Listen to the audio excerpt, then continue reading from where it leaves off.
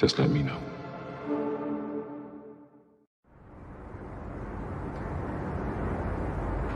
In the early hours of February the 25th, 1942, major cities along the Pacific coast of the United States were blacked out due to concerns of an incoming enemy attack.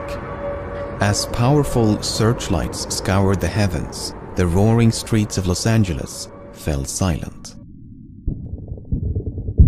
Suddenly, the silence was broken by the deafening sound of explosions. The army had opened fire, and the city was under attack.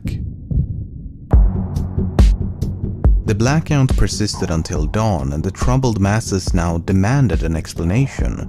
But no one seemed to know exactly what had transpired. Nothing but shrapnel had fallen from the sky, and witness accounts were hopelessly at variance. As the war raged on across the Pacific, this frantic episode soon faded from public consciousness. Years later, the story resurfaced under the banner of conspiracy.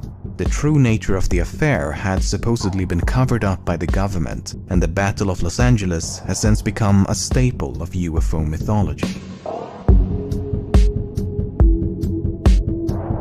Anti-aircraft guns went into action against unidentified aircraft in the Los Angeles area shortly after 3 a.m. Pacific Wartime this morning.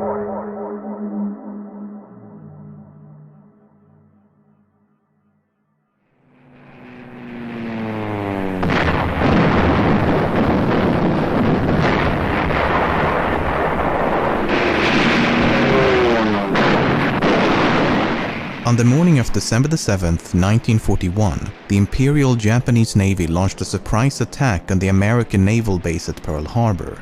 The devastating attack sent shockwaves throughout the country, and in response, the United States formally declared war on Japan the following day. A state of war has existed between the United States and the Japanese Empire. As the war progressed, Japanese submarines patrolled the Pacific coast and occasionally sunk a ship within sight of a major coastal city. Alerts and blackouts became routine as fear of a Japanese invasion quickly enveloped the entire western seaboard. Less than 3 months after the attack on Pearl Harbor, Japan attacked the US mainland. As the sun was setting on February the 23rd, 1942, a Japanese submarine surfaced a few kilometers northwest of Santa Barbara. After taking aim at Elwood oil field, gunners manned the large deck cannon and opened fire.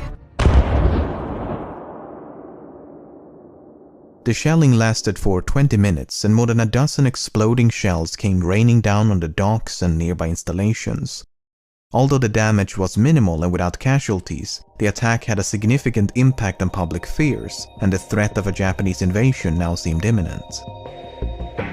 Due to concerns that the bombardment of Elwood had been a diversion intended to draw attention away from more significant targets, the military maintained a state of readiness that lasted well into the following day. On the evening of February the 24th, Naval Intelligence issued a warning that an attack could be expected within the next 10 hours. As such, the Southern California coast was put on yellow alert. After 3 hours, the situation somewhat relaxed when the alert reverted back to white. But tensions remained high, as repeat attacks could come at any time. At 1:44 a.m. on February the 25th, 3 separate radar stations picked up an unidentified flying object approaching the city of Los Angeles. By 2 a.m., the target was roughly 200 kilometers offshore, and a few minutes later, anti-aircraft batteries were put on green alert, and gunners prepared for the city to be raided. Some 25 minutes later, the UFO had been tracked within 5 kilometers of the city, and so the alarm was sounded and Los Angeles was blacked out. Even though the UFO soon vanished from the radar scopes and never reappeared, visual sightings of enemy airplanes now flooded the information center. At 3:07, the artillery units were given the order to open fire, and from this point onwards, the skies above Los Angeles erupted like a volcano.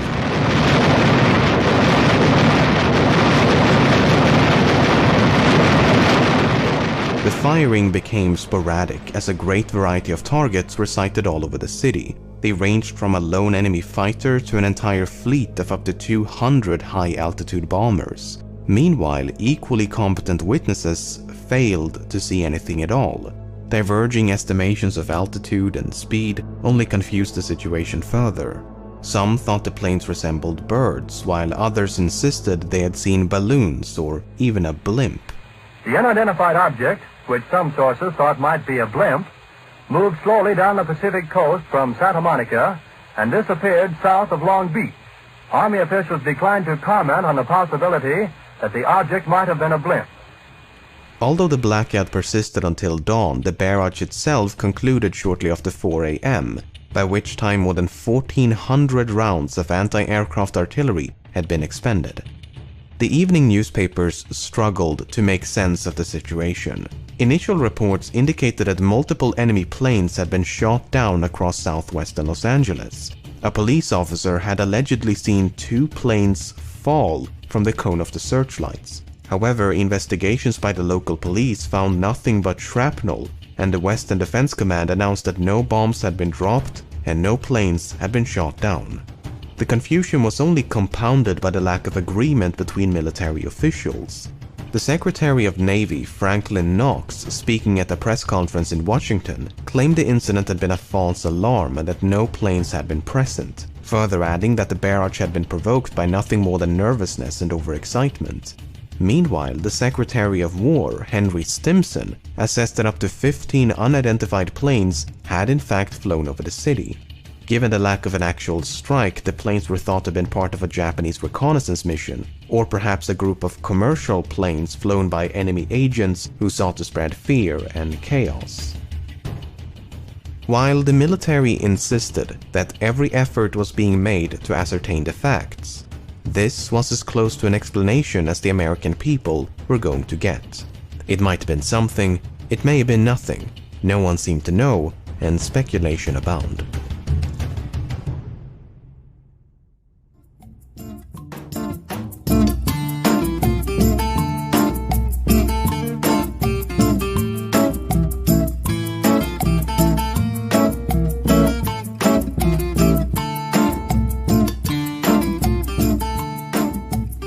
As the war came to a close in late 1945, this all but forgotten mystery was suddenly dragged back into the spotlight. Declassified documents revealed the Army had conducted an investigation shortly after the blackout had been lifted, and testimonies provided by military personnel and civilians alike have disclosed a number of interesting details. For instance, the barrage had supposedly commenced after a red flare attached to a balloon was spotted above Santa Monica. A number of batteries had then opened fire upon an assortment of aloft vessels, including balloons, airships, and airplanes.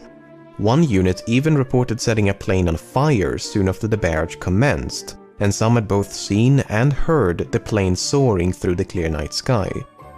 Conflicting accounts notwithstanding, a conclusion written on March the 22nd reads as follows. It has been definitively ascertained that the blackout and anti-aircraft firing were caused by the presence of from 1 to 5 unidentified airplanes. While it is possible that these airplanes were launched from Japanese submarines, it is more likely that they were civilian or commercial planes operated by unauthorized pilots. Japanese involvement was subsequently ruled out, as Japan had not sent any planes near Los Angeles that night, and so any planes observed must have originated from the Americas. But that seemed unlikely, given that a thorough search with help from the FBI had turned up nothing.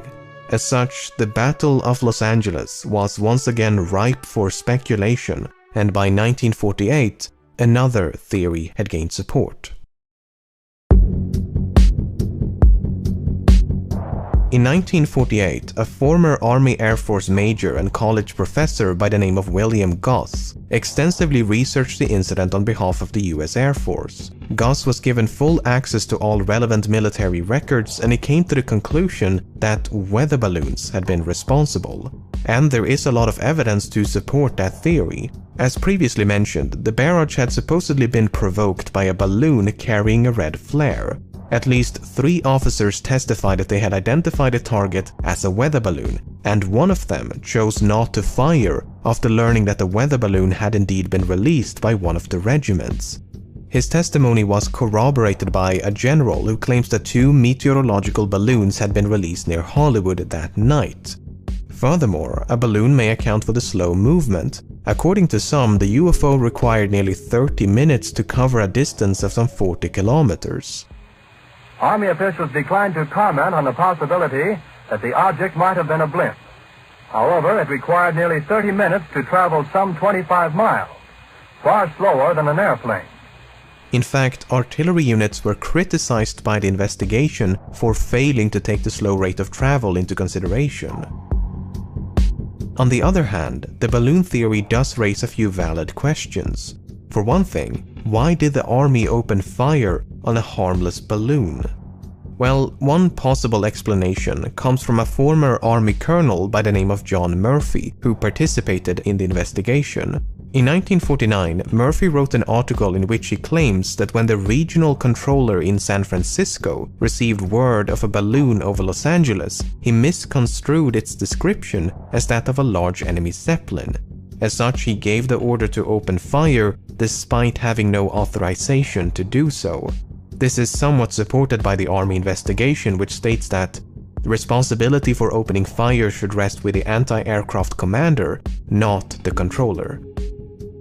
However, there is one major point of contention that persists to this day. How is it that some 1,400 rounds of anti-aircraft ammunition failed to bring down a mere balloon? The lack of a satisfying answer to this question, along with the relative ambiguity of many others, seems to have given conspiracy theorists just enough wiggle room to suggest that something extraordinary must have occurred. It gets even stranger when you realize that an LA Times correspondent by the name of Bill Henry claimed the UFO had withstood direct hits by the anti-aircraft shells. Although further down in the same column, Henry writes the UFO looked like a batch of balloons floating in the wind. Then there's this photograph. It was published by the Los Angeles Times the morning after, and it has attracted a lot of controversy after it was found to have been retouched prior to publication. This is the image initially published on February the 26th, while this is the unpublished original. To complicate matters, yet another version was then published in 1945. In this version, the image has been flipped and these explosions have been enlarged. It may seem a bit strange, but photographic retouching was a quite common practice at the time. Nevertheless, in the original photograph, the light beams appear to converge upon something in the sky, but what that something is cannot be discerned. It could be a plane, a weather balloon, a cloud of smoke, or perhaps a spaceship from beyond the Earth. It's impossible to say. Other photographs taken that night are equally devoid of clarity, although it should be noted that none of them depict a UFO of any kind. In any case, a balloon withstanding scores of anti-aircraft ordnance seems highly improbable. Unless, of course, it didn't. I mean, are we absolutely certain the 2 balloons released that night actually remained aloft? Well, according to the aforementioned Colonel John Murphy, they did. In 1949 he wrote, "Both balloons, as I remember, floated away majestically and safely." But in complete contradiction to that statement, an unnamed air raid warden claims the firing was concentrated on a big bag that looked something like a balloon. The bag had then been torn to shreds by the gunfire and slowly fallen towards the ground. But there is an even simpler explanation. While the type of weather balloon is never made clear, it is relatively safe to assume the balloon ascended into the sky because, well, that's what balloons tend to do. And the added difficulty of trying to hit a target that's moving both horizontally and vertically may explain why the balloons survived for as long as they did. If we take these factors into account, then events may have unfolded like this. A weather balloon is first released around 1 AM. Reports of a balloon are then mistaken for a Zeppelin, and the barrage commences shortly after 3 AM. The balloon is then obliterated by exploding shells or escapes by means of ascension. In the midst of all this chaos, a second balloon is released, and the whole thing starts all over again. Meanwhile, smoke produced by more than 1,000 explosions now create the illusion of any number of targets. That last part is based on a testimony by the acting commander, in which he states that he was initially certain he'd seen a squadron of planes, only to realize he was deceived by drifting smoke produced by the exploding shells. I've actually covered this case before, over 4 years ago, and back then I was firmly in the camp of this cannot be explained. What's more is that because this was during World War II, right after Pearl Harbor had been attacked, the military quickly pointed spotlights at the object thinking it might be another attack. Soon after, they began firing and even sent out fighter planes to attack and destroy the UFO.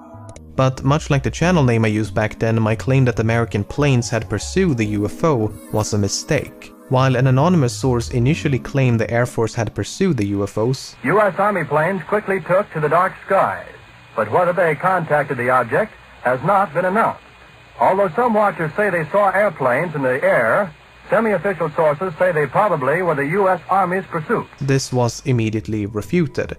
The investigation justified the lack of pursuit planes as follows. We didn't have much pursuit. We had 15 planes in 3 different places, a total of 45. If that was a reconnaissance preceding a carrier, we did not want to have our pursuit in the air half out of gas when the attack came in. We didn't want to take the chance.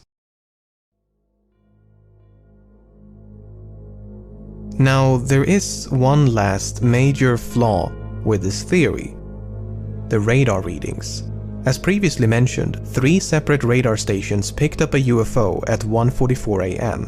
The UFO was then tracked within 5 kilometers of Los Angeles before it vanished. In addition, multiple radar stations scanned the intersection of the searchlights while the barrage was still ongoing, but found nothing, and the UFO never reappeared on the radar scopes. The thing is, back in 1942, American radar equipment left a lot to be desired. Just prior to the Battle of Los Angeles, British radar pioneer Robert Watson Watt conducted a detailed analysis of American early warning systems. In January of 1942, Watson found radar equipment along the West Coast to be gravely unsuitable. He described it as being in grave danger of plotting false tracks. Furthermore, radar personnel lacked sufficient training to properly operate the stations. A complementary analysis by the Army completed in early February confirmed Watson's findings and described the conditions of the Western Defense Command as entirely inadequate. Even so, it is rather strange that these targets were visible to the naked eye and even through binoculars, yet seemingly invisible to radar. So, where does that leave us? Well, I'm afraid there's no definitive conclusion to this story. As an article from 2011 so aptly put it, there's ample room to support a variety of conclusions and beliefs. While there is sufficient evidence to support the weather balloon theory, a mountain of conflicting evidence still makes it difficult to accept. In order for the theory to work, one must be willing to discount a vast amount of incompatible information. It's entirely possible that nothing flew over Los Angeles that night. The barrage may have been provoked by nothing more than wartime anxiety, amplified by the submarine shelling from the night before. As Secretary Knox put it, a false alarm. As most witnesses have long since passed away, and no additional information has been uncovered for decades, this more than 75-year-old mystery may never be truly resolved.